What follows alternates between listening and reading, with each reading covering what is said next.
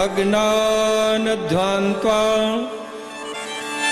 विध्वंस कोटि सूर्य समप्रभ सुताख्या ही कथा सारम मम कर्ण रसायणम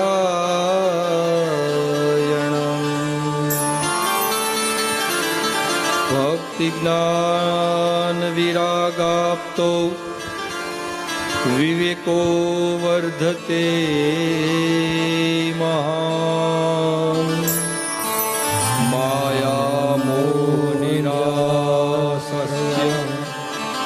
वैष्णवे क्रियते कथम।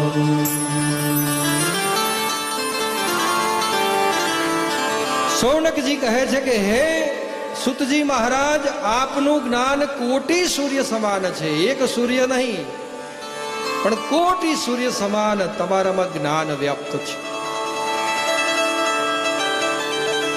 अने अमे सर्व जे अहींया बिराजमान छीए ए तमारा ज्ञाननो कंईक लाभ लेवा मांगीए छीए। तमे बधी कथाओ संभळावी अमे सांभળી। बधी कथाओं अमने आनंद आव्यो। मनुष्य ने कई रीते जीववू, कई रीते भक्ति भाव करवो बधुं अमे शीख्या।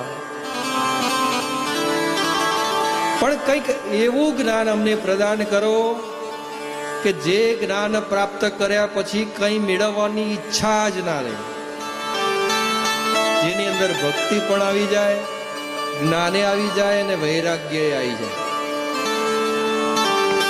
वैराग्य એટલે ઘર છોડીને અહીં હરિદ્વાર આવતું રહેવાનું એવું નહીં હો।